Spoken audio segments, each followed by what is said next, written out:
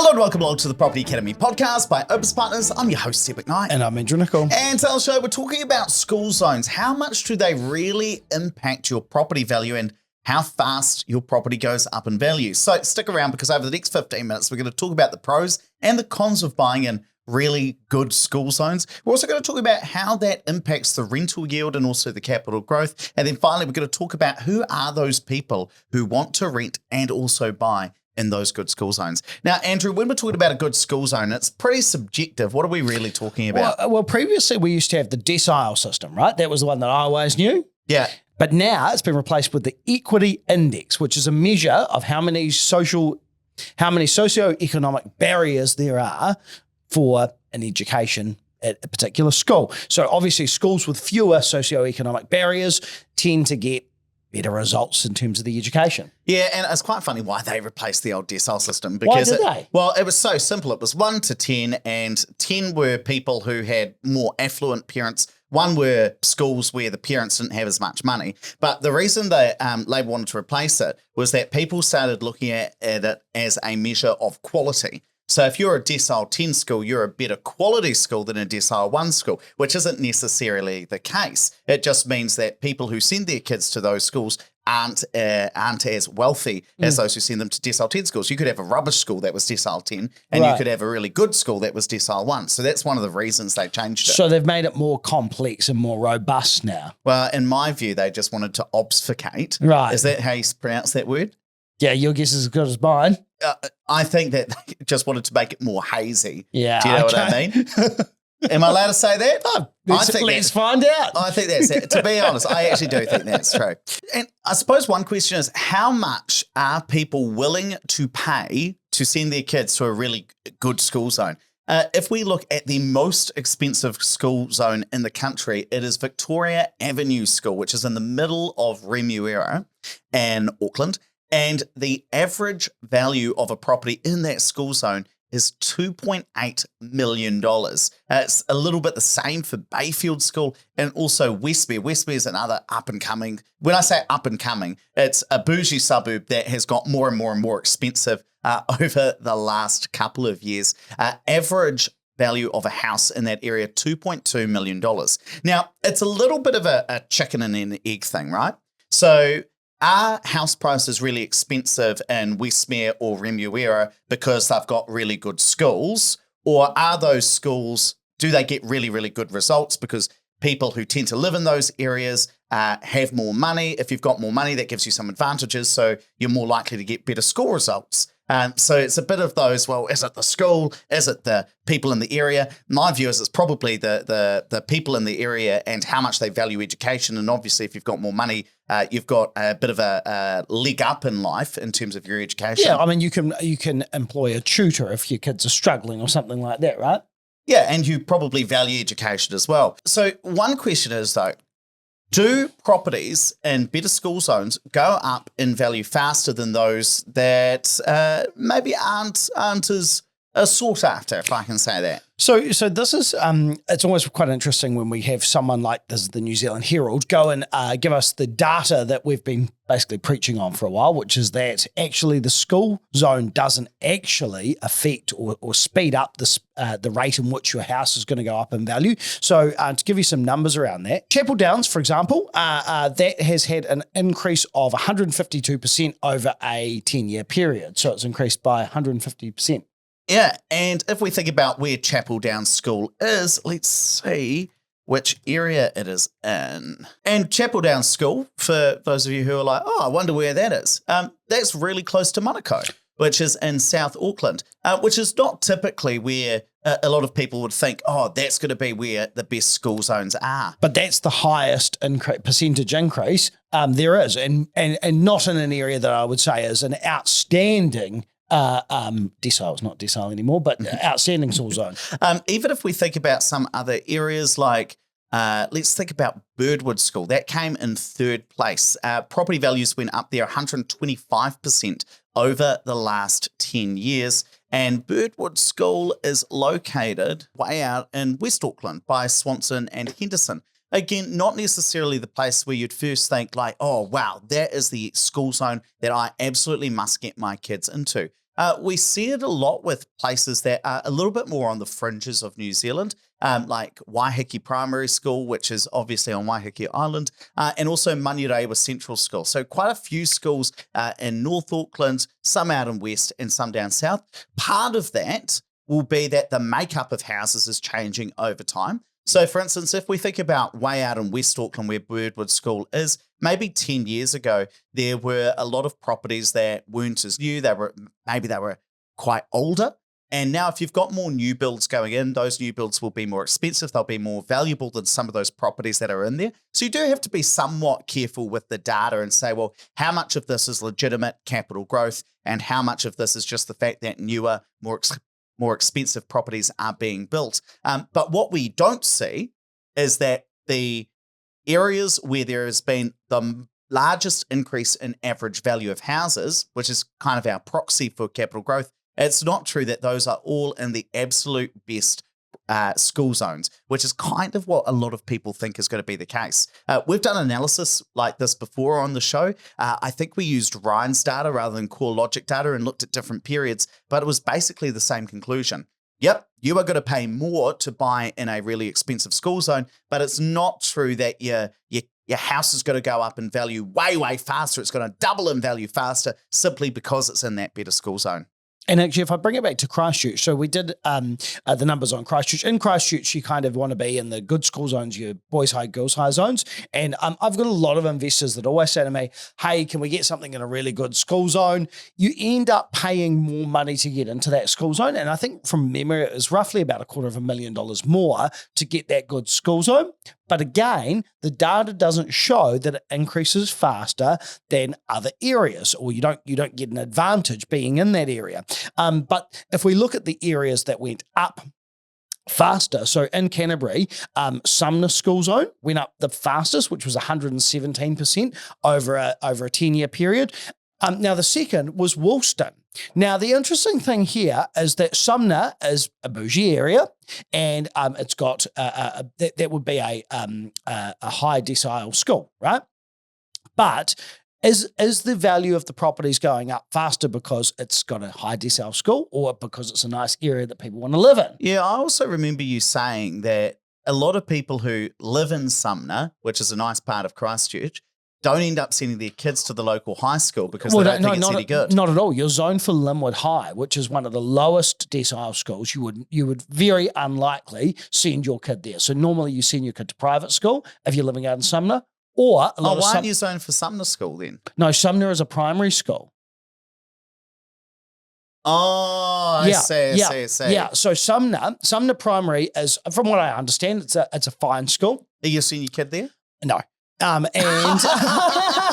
it's not that good. Anyway, so Sumner School is a good school, but Sumner goes up in value because Sumner's a really nice place to be. Now, on the flip side, Woolston is a lower socioeconomic area, but that's second in terms of percentage capital growth. Yeah, at 85%. And in fact, if we look at wider Canterbury, Kaikoura actually saw the highest, or Kaikoura Primary School saw the highest average value rise over the last 10 years, followed by Littleton Primary. And Littleton, I'm trying to think about what the Auckland equivalent of Littleton is. Wellington. Yeah, it's a bit more of a bohemian area. Really, really nice. Some of the best cafes in Christchurch, actually. But what we're not seeing is that the quote-unquote best schools aren't seeing way, way faster house price increases in terms of doubling in value compared to some other areas. And Andrew, I know you share a lot of data like this with investors all the time. What's their reaction when you're talking about this? I think people like to trick themselves into believing that the opposite is true because they want to convince themselves that they need to buy a property in a good school zone. So I'll give you a good example. For my Cantabrian investors that live out my way in Sumner, where they know that the high school is average and they don't want to send their kids there, they want to kind of future-proof their investment. They want to future-proof their kids' education by buying in a good school zone, boys high, girls high zone. So I've got a lot of investors that say, okay, what we're going to do is little Timmy's going to go to boys high, so we need to buy an investment property in boys high zone now. So we've got a foot in that. We've got a foot in there. And then the problem is then they sacrifice on what could be a really good investment decision by buying something that might house the family in the future. So I always try and discourage people from thinking that way and focusing just on the numbers, buy the best possible investment property. And if you have to, go and rent something for the time that you need to and rent your house out in Sumner for that period of time. But it depends, because sometimes the challenge is people that live in Sumner are often wealthy, and so they think that it's okay to make a poor investment decision because they can afford to. Yeah, I think the other thing we've got to remember is the two hats that we often talk about. Do I have them over here? Handy for anyone listening. Yeah, no. They can visualize. I'll describe what I'm seeing. What am I doing now? Okay. What am I doing now? What hat am I wearing? What have I got? He's got the home buyer's mindset, his red hat on. You can tell it's close to Christmas. We've got a bit delulu. Loopy. Yeah, and what have I got on now? You got the investor mindset on. But then what people try and do is they try and put both on. They try and put both on at the same time.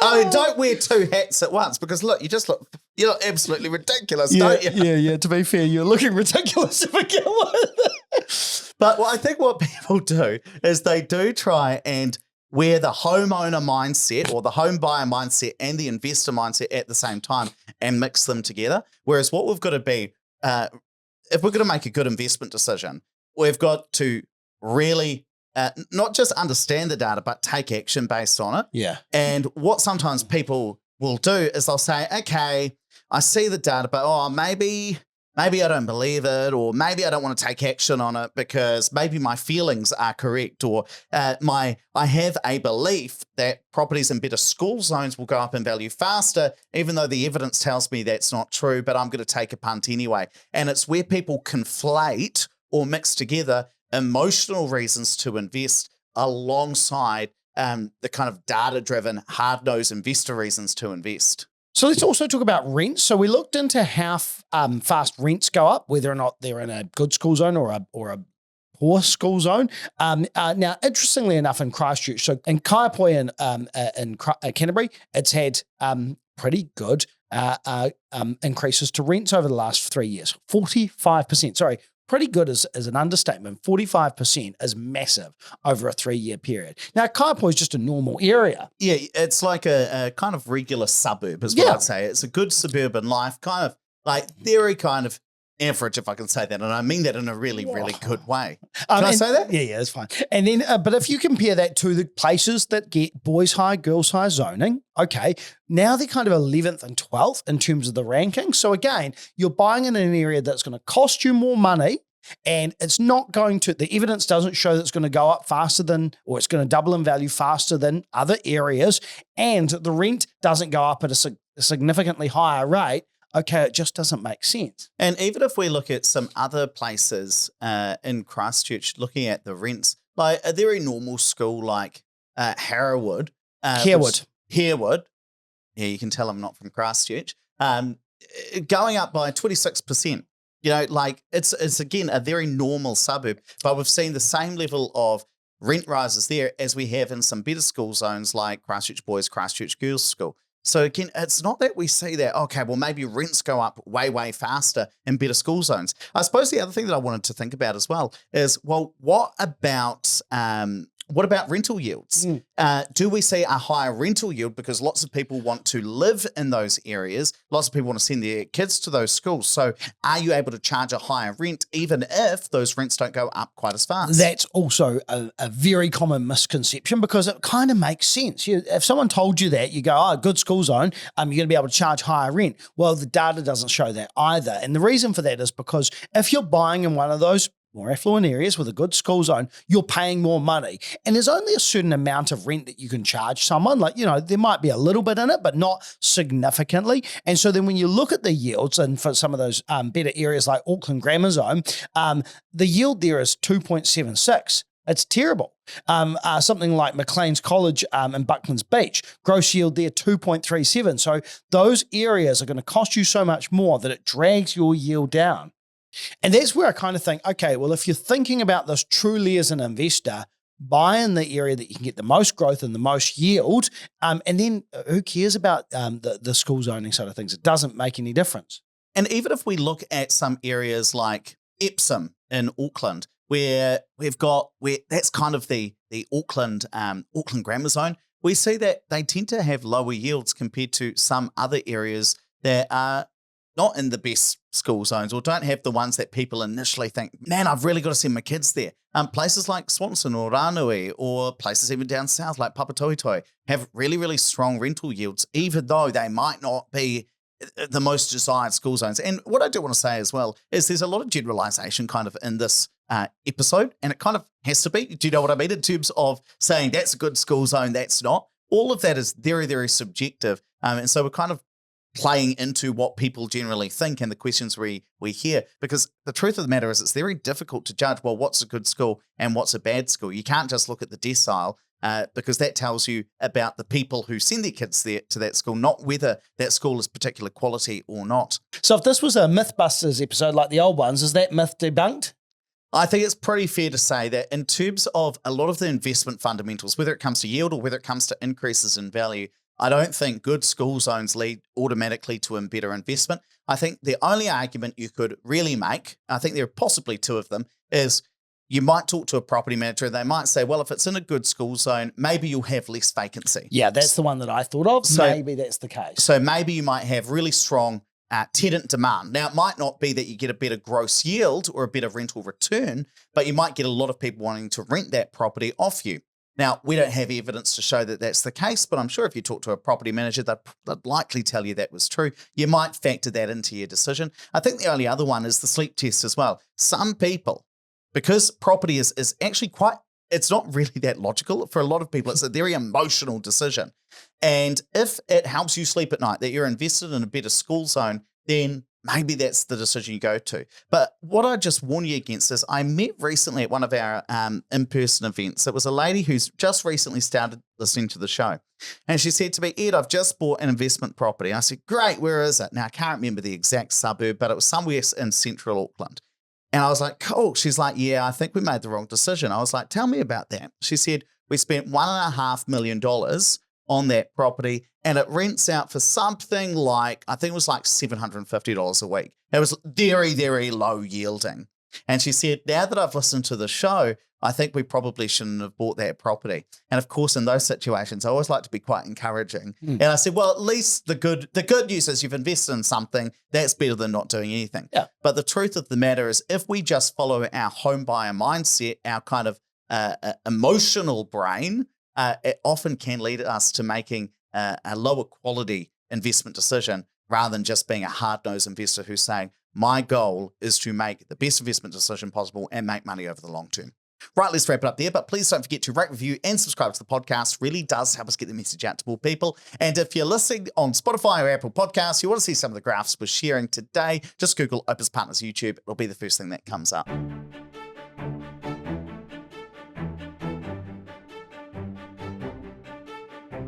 Thanks for listening to the Property Academy podcast. I'm your host, Steve McKnight. And I'm Andrew Nicol. We're going to be back here tomorrow with even more daily strategies, tactics, and insights to help you get the most out of the New Zealand property market.